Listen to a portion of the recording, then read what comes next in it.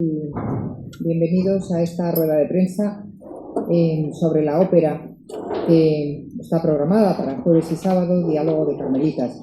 Me acompañan en la mesa el maestro Pedro Halfter, director musical, Francisco López, director de escena, y Maite Alberola, soprano, y nuestra Blanche de la Force.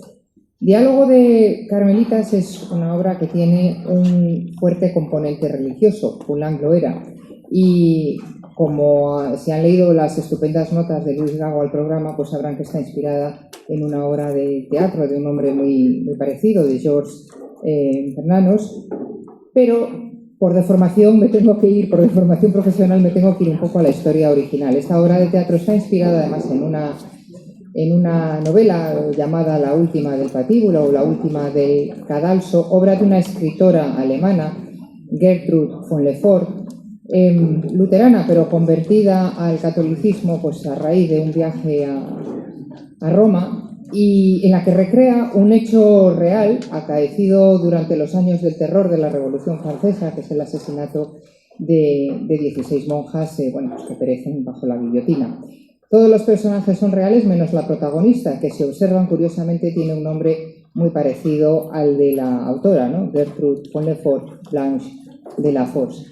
Y es una obra que está escrita en los años 30, en el año 31, si no recuerdo mal, en la que se refleja pues, el propio miedo de la autora, seguramente, hacia la muerte, de lo que estaba sucediendo en aquellos años en Alemania. Todas estas emociones, todos estos sentimientos se trasladan, por supuesto, a la obra de teatro y a la ópera, que tiene una música bellísima. A mí me parece especialmente interesante que esta ópera llegue a Santander. Yo creo, y corríjanme si me equivoco, que no hemos tenido ocasión antes de verla aquí, y me parece que es una oportunidad estupenda porque, bueno, pues está muy bien que se programen las habituales, ¿no? Pues Tosca, La Bohème y Madame Butterfly, pero yo creo que es muy interesante poder abrir el horizonte y ampliarnos a otros géneros y a otros títulos menos visto. Al menos creo que es una de las funciones y de las obligaciones que tenemos las instituciones públicas.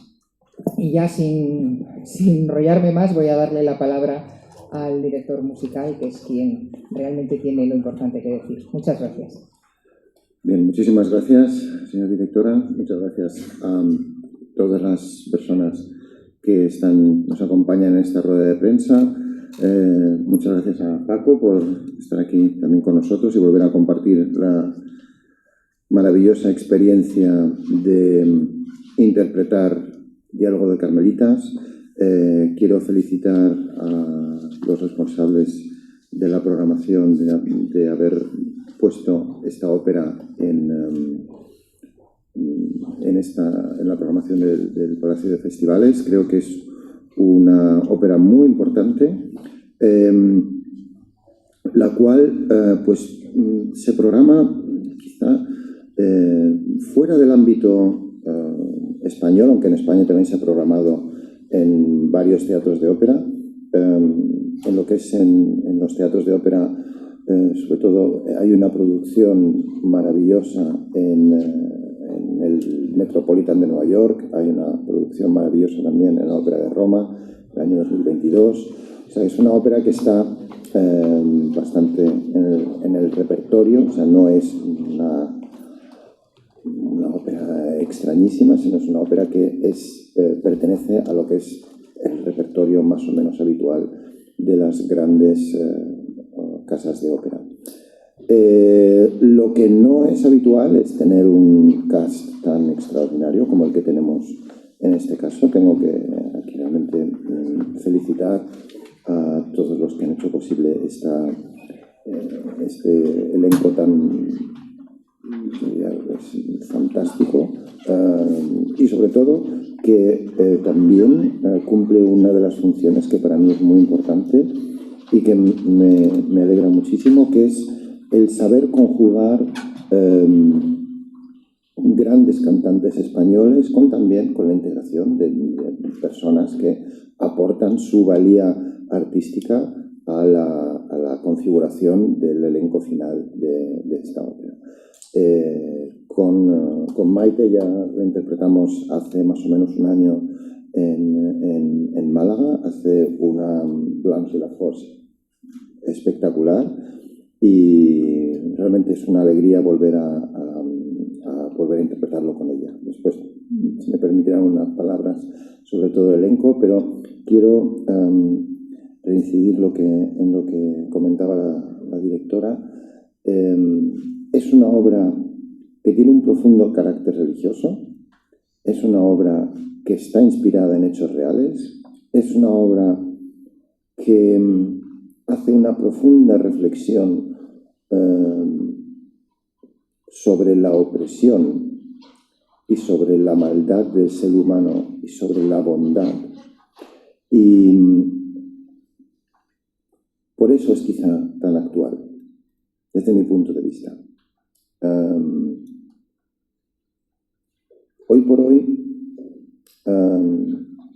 nadie muere, digamos, en los países occidentales, nadie muere guillotinado, pero existen otras formas de opresión. Y por eso creo que es importante, a través de la cultura, el reflejar lo que es la realidad en la que vivimos. A lo mejor desde un punto de vista diferente, pero por eso hace que esta ópera se siga interpretando. Y creo que también parte de la labor de los artistas es ser espejos de lo que ocurre en la sociedad. Y creo que esta ópera lo hace. Nada más con la puesta en escena de Paco, que, digamos, trae de vuelta a momentos horribles de la historia de la humanidad, que seguramente Paco se lo explicará, pero nos hacen reflexionar si realmente vamos hacia un mundo mejor. Entonces, el encontrarnos con una música tan bella y ante hechos tan terribles hace que esta ópera tenga un peso específico muy importante dentro de lo que es, digamos, el repertorio habitual de las óperas. Me van a permitir que haga 3 elogios más. Primero, me gustaría repasar el cast, empezando por Maite, que hace, como digo, una blanche de la voz maravillosa.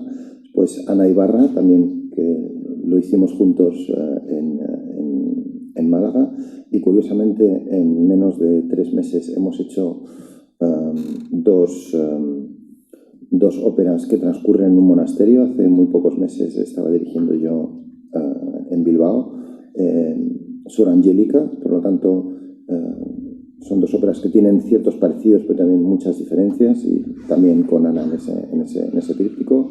Después está Jessica Stavros también con nosotros, que hace una estupenda segunda priora. Aigle Bis, que hace Mère Marie, que también lo hicimos juntos en Málaga, que es fantástica. Debuta como Sor Constance, Mar Moran, hace una Sor Constance. Si me van a permitir un pequeño apunte sobre Sor Constance, es un personaje maravilloso, porque es la que trae la alegría, es la que trae digamos, un poco la ingenuidad dentro del monasterio, y es un personaje que es muy difícil, pero que lo hace de forma fantástica. Alejandro de Cerro, que hace un Chevalier fantástico. También Pablo Ruiz, que hace un marqués estupendo. Juan Antonio Sanabria, que ha tenido que estar con nosotros de manera, digamos, un poquito en último momento, pero que yo había colaborado también en otras ocasiones con él, y hace un capellán estupendo. Beatriz Lanza, que también estuvo con nosotros en Málaga. José Manuel Montero, que hace el comisario, también estupendo, igual que lo hizo en Málaga.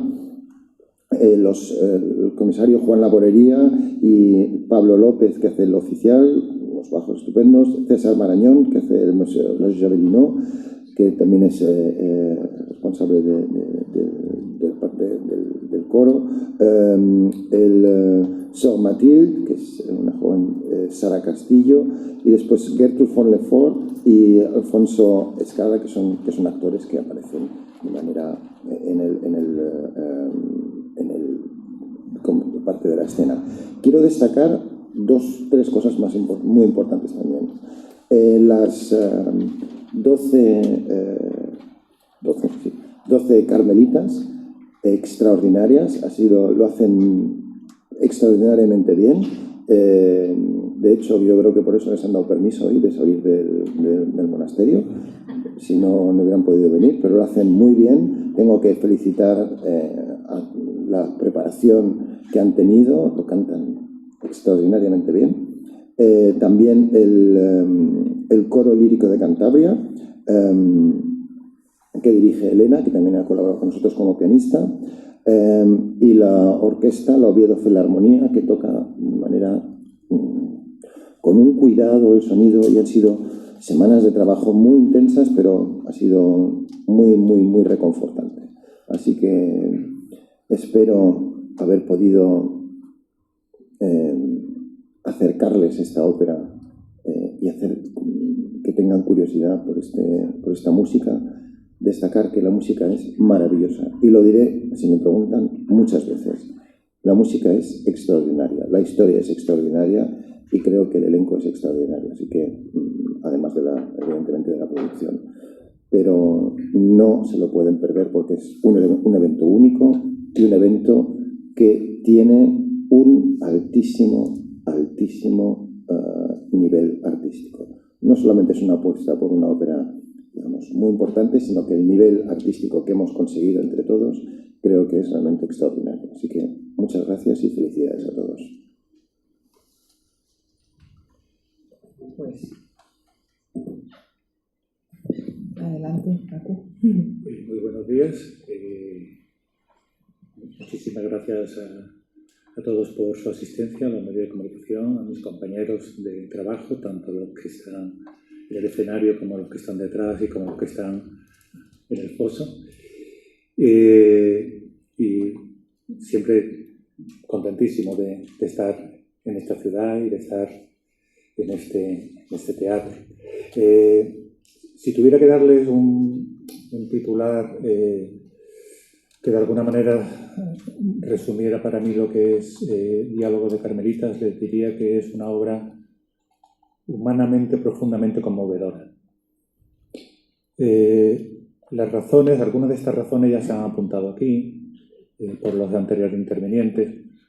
Una primera razón, evidentemente, son los hechos históricos. Los hechos históricos que ya se han contado y que no vuelvo a ellos, y que hacen pues, del argumento algo terriblemente humano, terriblemente conmovedor, ¿no?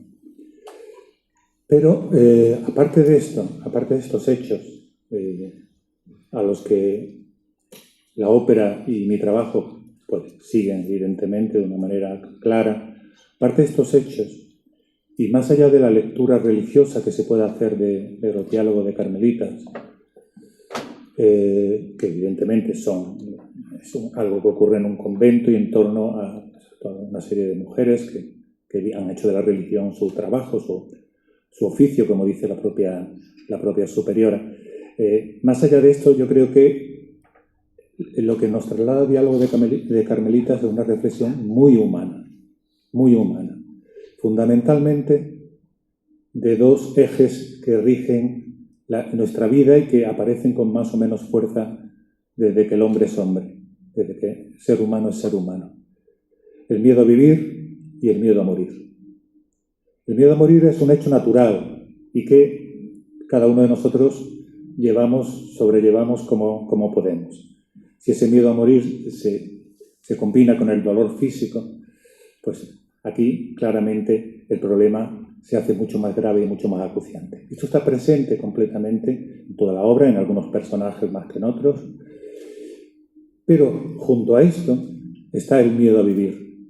Este es ser incapaz para vivir en la realidad que a cada uno le toca. Estos miedos,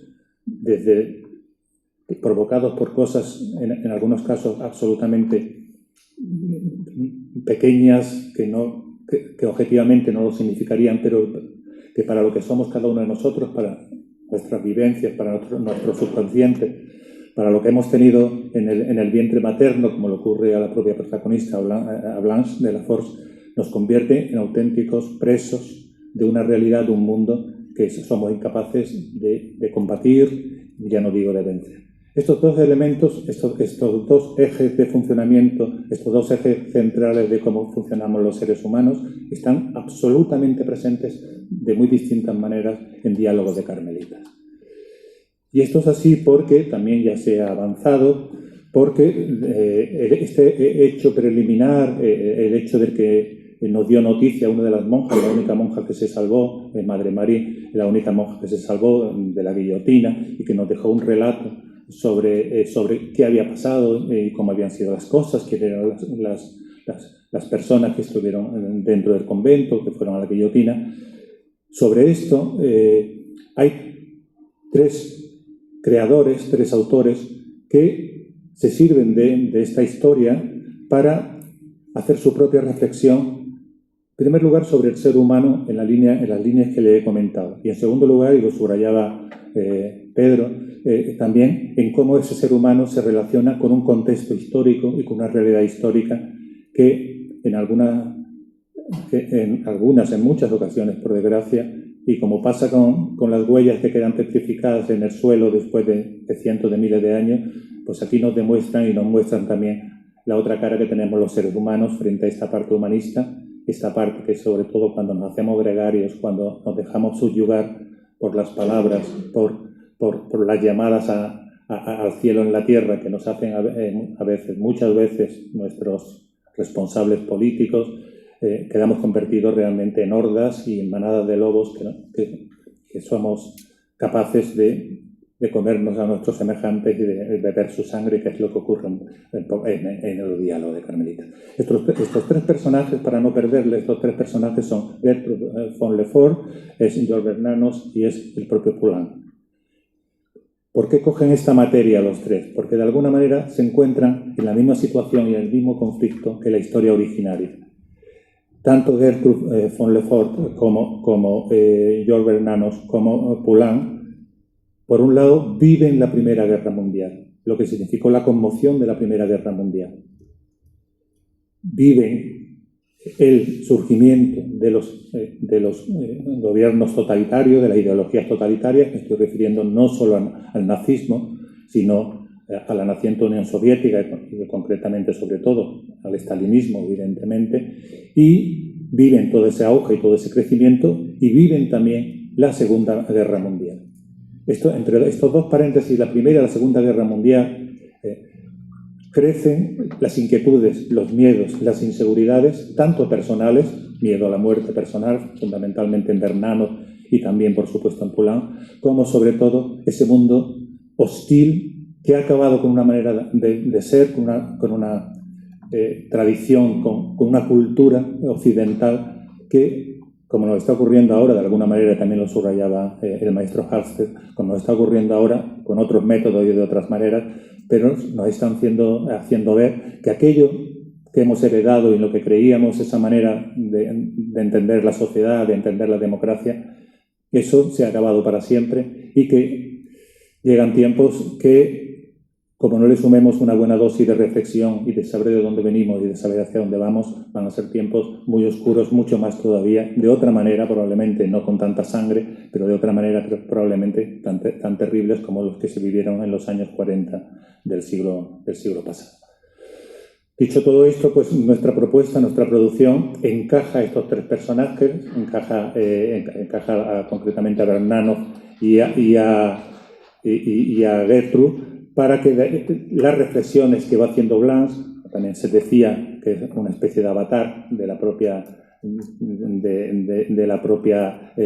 Gertrude von Lefort, que estos personajes, estos actores introducidos van en todo momento, esta es nuestra intención dramatúrgica, pues ir haciendo el contraste, ir sobre todo actualizándonos, que las reflexiones, que los miedos, que las pasiones que ocurren dentro de diálogos no acaban en 1794, sino que están muy vigentes hoy. la ópera es muy deudora de donde procede. Después de la novela de Berthoud, lo primero que hay es un guión cinematográfico de Bernanos. Un guión cinematográfico que es verdad que luego no se rueda hasta el año 59. Seguro que esta película la han visto ustedes, una película protagonizada por Jean Moreau, pero tal como está concebida, la ópera de Poulenc bebe directamente de este guión y de la obra de teatro que luego que escribió Bernanos también, y por lo tanto el concepto es muy cinematográfico. El concepto de la puesta en escena es muy cinematográfico, lo cual me ha permitido también que a través de las videoproyecciones, del espacio visual, como yo le llamo, las reflexiones que ocurren dentro del convento se generalicen y se vayan mucho más allá en el tiempo, no solo hacia las imágenes que verán de momentos concretos, sino también hacia las reflexiones que ojalá tengamos nosotros sobre este mundo que hemos heredado y que ojalá sepamos cuidar muy bien. Quería acabar ya dándole las gracias también se ha dicho aquí, al Palacio, a los programadores del Palacio, por haber tenido la valentía de programar esta ópera que entiendo totalmente imprescindible del repertorio. Hay una palabra que le dice el Chevalier de la Force a su hermana, a Blanche, cuando Blanche, que ha huido al convento y se ha encerrado en el convento, dice y piensa que ella está haciendo también su propia guerra. Le dice el Chevalier, hay que arriesgarse tanto en la vida como en la muerte. Hay que arriesgarse. Evidentemente no podemos hacer del riesgo pues un día a día, pero sin el riesgo, sin haberse arriesgado, sin aquellos primeros primates que en el centro de África fueron capaces de escapar de la tribu y buscar nuevas experiencias, sin aquello no estaríamos aquí hoy nosotros, seguro. Entonces, hay que arriesgarse. Gracias por el riesgo a esta casa, a este palacio, y gracias por el riesgo que esperemos que muchos espectadores tomen por venir a conocer algo que, como decía el propio creador de la ópera, el propio Poulenc, seguramente no se van a divertir mucho, pero van a salir profundamente conmovidos. Muchas gracias.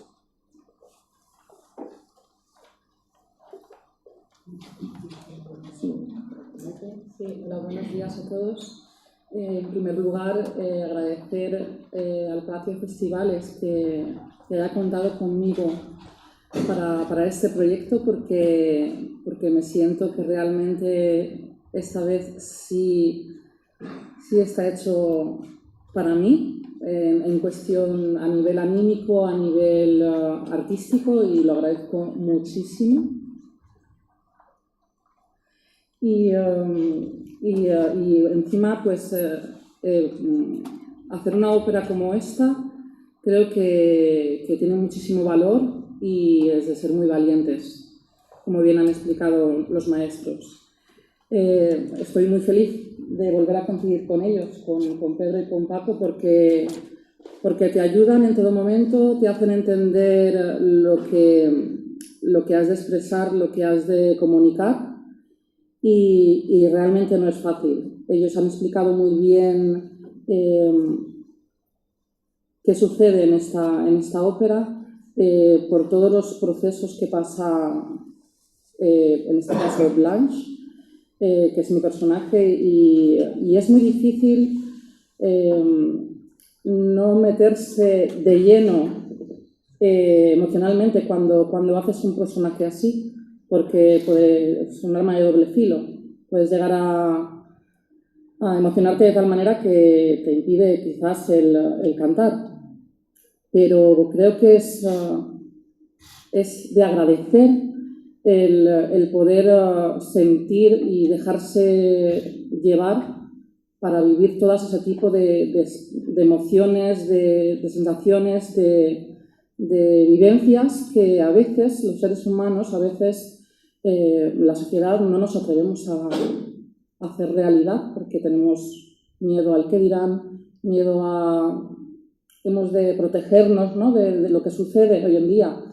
Y creo que esta ópera, a mí particularmente, y a todo aquel que se atreva a venir a escucharla, a verla, y yo personalmente recomiendo que se lean un poquito de qué va, porque así podrán disfrutar y sobre todo podrán permitirse el vivir este tipo de emociones y sentir. Es como hacer un poco de terapia personal en la vida, ¿no? De ver qué miedos tienes, qué te gustaría hacer, qué no haces. Es algo muy emocional, muy conmovedor, que creo que todos deberíamos de plantearnos en algún momento y que nos cuesta, porque la sociedad hace que tengamos que estar perfectos, que tengamos que fingir o que tengamos que ponernos como una máscara delante de todo el mundo, y esta ópera, esta música, este personaje a mí personalmente me atrapa mucho y no puedo más que agradecer el que esté aquí y poder hacerlo, porque me llena mucho en todos los sentidos. Y ya dejando de lado esto, porque cada vez que se habla de la temática realmente se te pone un nudo en la garganta, porque cada uno tiene sus vivencias, sus experiencias y realmente conmueve. Así que de verdad creo que deberían venir y ser partícipes de una vivencia tan especial que tienen la oportunidad en este momento. Y bueno, nada más que agradecer, porque yo estoy aquí como representante de todo este gran elenco que tenemos de grandísimos artistas, de compañeros, que sin ellos no sería posible, porque esta es una obra realmente de conjunto. Sí, Blanche es un poco pues, la que hila todo lo que es el engranaje de la ópera, pero cada uno de ellos es puramente y esencialmente especial y necesario, y tengo la suerte de contar con grandes amigos, grandes cantantes, artistas, personas, sobre todo feliz de que gran parte del elenco sea español, que tengamos también suerte de tener gente internacional, porque creo que eso nos nutre muchísimo, y así a la vez nosotros también, cuando podemos ir fuera, queremos sentirnos invitados a salir de nuestro país. Y nada, deseo que las funciones que lo disfrutemos lo mejor posible, que ojalá venga toda la gente, la mayor gente posible, y recordarles que las funciones son el 27 y el 29, que es este jueves y el sábado a las 7:30, y que nada, que no se lo pueden perder, que creo que vale muchísimo la pena. Gracias. No sé si hay alguna pregunta.